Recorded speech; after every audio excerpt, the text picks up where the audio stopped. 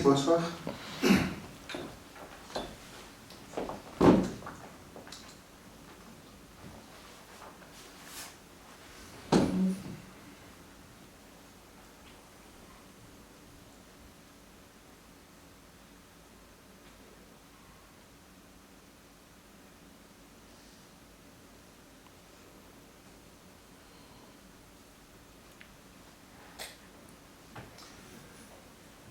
Voilà. Bon, avant tout, je m'excuse un peu pour mon français et mon accent italien. Et quelquefois, peut-être, je vais utiliser des mots en anglais. Et bon, j'essaierai de passer les messages que j'avais prévu de passer. Donc, le but de la présentation, c'est de représenter un peu la taille du problème à niveau international et du problème surtout ce qui me regarde la chair, c'est la taille de la réponse liée à les conflits. Donc, les réfugiés, les déplacés internes et la réponse d'urgence dans les lieux urbains et les liens qu'il y a entre les camps des déplacés, par exemple, et les contextes urbains. Ici, on a, juste pour avoir un petit aperçu de la dimension du problème, les chiffres. 2013, c'est la dernière colonne sur la droite, et on a 50 200 000 réfugiés et déplacés. Ils sont liés surtout à la guerre en Syrie.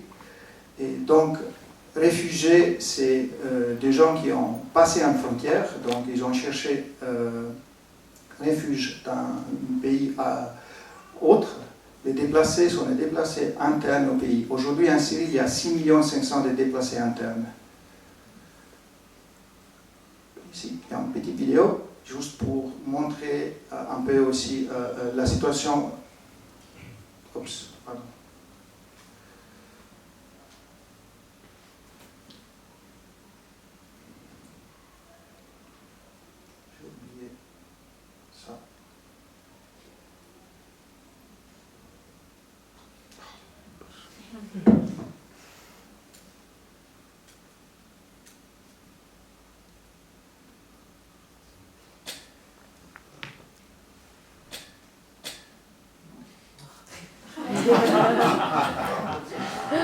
C'est le nom de ma fille. Et ça ne marche pas. Voilà. Pourquoi? Désolé. Je l'ai testé avant et ça a marché, mais maintenant ça ne marche pas. Okay. Désolé. J'essaie.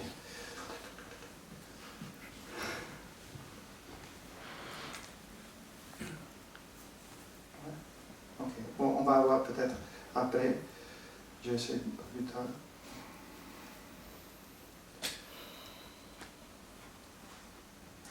Voilà.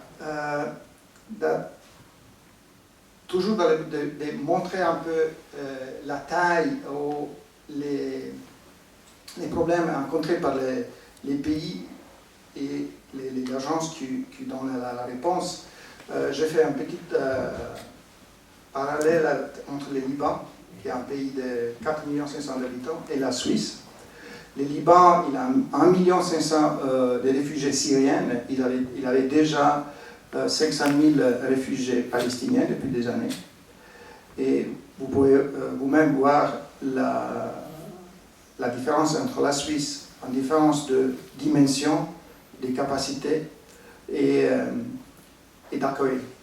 Donc aujourd'hui, en Liban, il y a 2 millions de réfugiés. La majorité, ils sont dehors des camps. C'était un choix politique du gouvernement libanais parce que ils ne voulaient pas avoir des autres camps qui se transforment en villes, comme les camps des Palestiniens. Au Liban, aujourd'hui, en Liban, toujours, la politique est liée aussi à les différentes religions.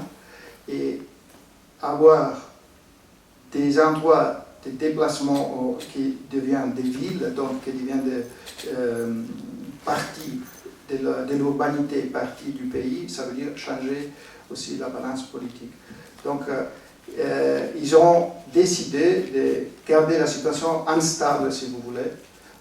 Donc, la majorité des Syriens aujourd'hui, ils sont dans les communautés hautes, ou les gens qui ils ont les moyens, et ils ont loué des maisons, des appartements, des choses comme ça.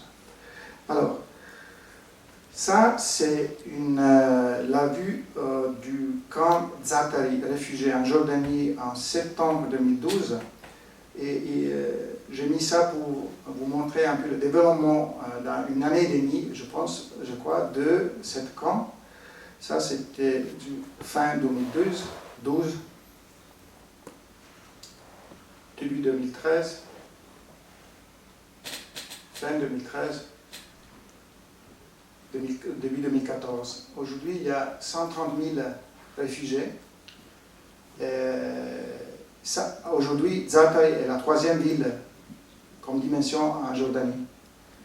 Dans cette partie ici à gauche, c'est la partie originaire où l'Acher a décidé de faire une planification. Des roues perpendiculaires, des centres de points d'eau partagés, de toilettes partagées. Cette situation a duré 2 semaines parce que les gens, quand ils ont commencé à arriver, ils ont commencé à bouger les tentes, à bouger les caravanes et tout ça, et à recréer la communauté qu'ils avaient à la maison, qu'ils avaient dans leur village. Donc, dans le deuxième camp qui s'appelle Azraq, l'Acher, avec les partenaires, a planifié un camp divisé dans 3 parties. Une partie pour l'arrivée, 2 parties libres, où les gens ils vont à vivre, ils vont se poser ensemble à les membres de mon village.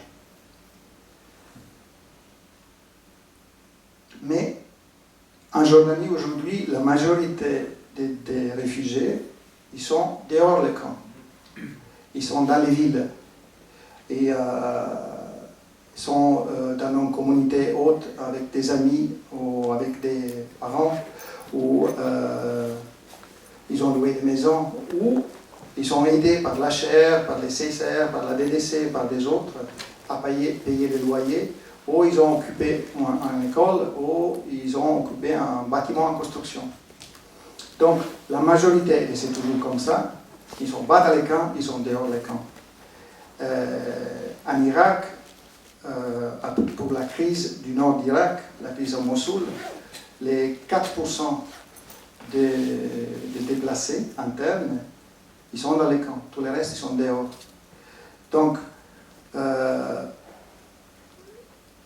ce point-là, ce n'est pas seulement une planification physique et technique du camp, mais c'est aussi étudier et évaluer les problèmes, les conséquences d'avoir cette centaine de milliers de gens de notre pays qui vont habiter dans notre pays, qui cherchent du boulot, du travail dans notre pays, qui ont besoin de l'eau dans notre pays, qui utilisent les réseaux qui n'étaient pas faits normalement en Jordanie pour les gens, pour les habitants de la ville. Donc c'est une super exploitation. Donc tous les services sont partagés, mais sont partagés, sont exploités. Donc l'idée c'est d'assister ces gens pour éviter les conflits, un autre conflit avec les résidents. Les problèmes qu'on rencontre dans les camps, mais surtout dehors les camps, c'est des problèmes de protection, c'est des problèmes qui ne sont pas seulement liés à donner un abri physique à la famille qui vient de Syrie ou dans notre pays, mais c'est faire en manière que la nouvelle vie de cette famille ne rentre pas en conflit avec la vie des Jordaniens. Donc, avec des réfugiés qui acceptent du travail à un salaire plus bas, qui sont prêts à payer pour des services qui normalement sont gratuits, qui vont à l'école, dans des écoles qui ne sont pas équipées pour les Jordaniens et donc ils sont sous-chargés, ou qui occupent d'écoles qui sont pour les Jordaniens. Donc, dans la planification de ça, dans la réponse de tout ça, il faut garder en tête toute cette problématique. Alors, désolé. Alors. Et le problème, c'est que les camps est la solution plus facile. La solution plus facile pour des questions politiques, pour certains pays, par exemple, sauf au Liban, comme je disais avant, mais en Irak, au nord de l'Irak, et en Kurdistan, le gouvernement du Kurdistan ne voulait pas avoir des Arabes. Donc les Arabes, ils ont été envoyés directement du sud, les non-Kurdes dans les camps. Les non-Kurdes qui essayaient de louer un appartement, ils ne pouvaient pas. Ils étaient interdits, parce que pour louer un appartement en Irak, on a besoin d'un permis de résidence. Et le permis de résidence n'était pas donné par les autorités en esprit. Donc, la communauté humanitaire était poussée à construire des camps. Urgence.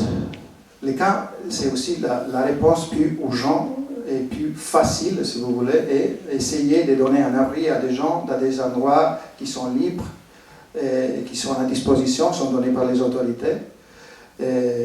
C'est facile pour les premières semaines de mettre à disposition des latrines, mettre à disposition une tente comme école ou comme clinique.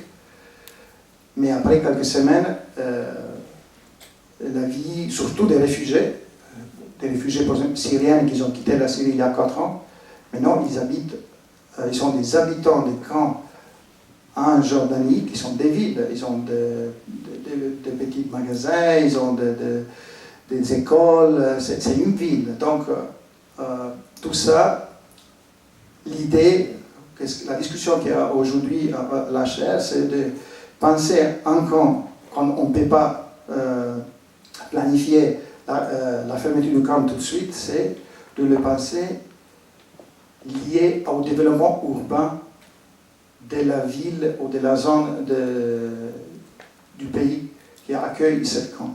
Donc, on va, pour un camp de 130 000 habitants, on a un réseau d'eau, on a un réseau d'eau usée.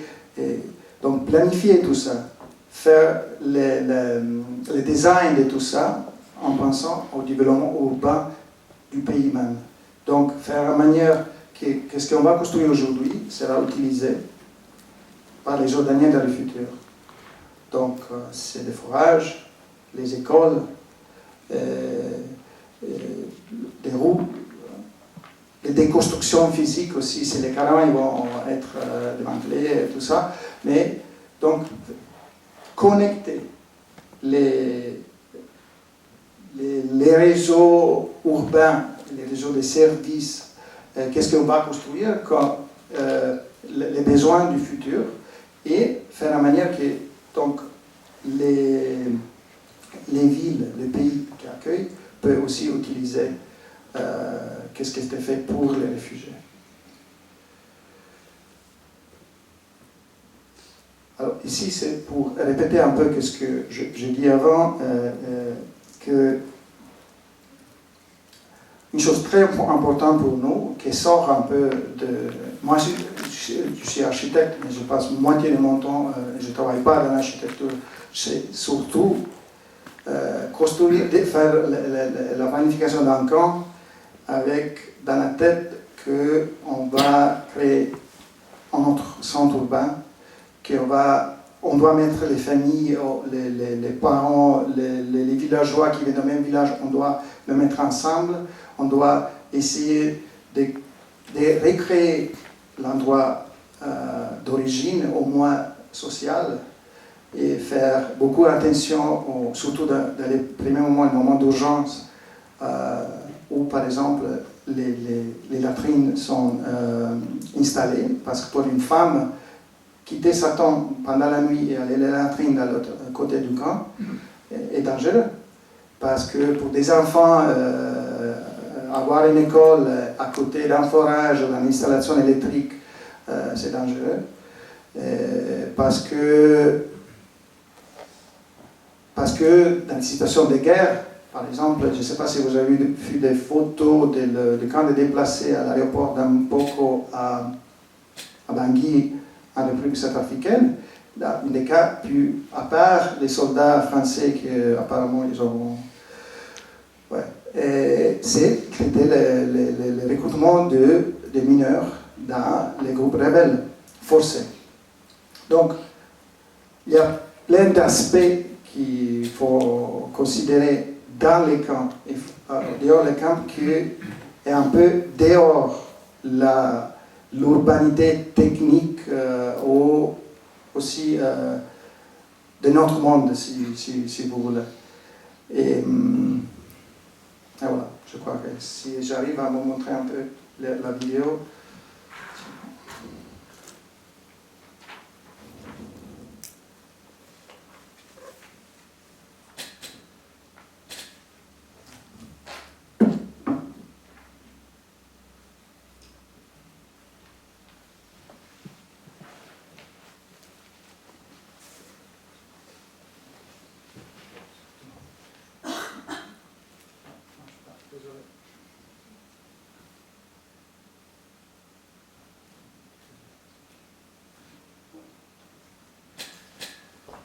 On essaie, ouais.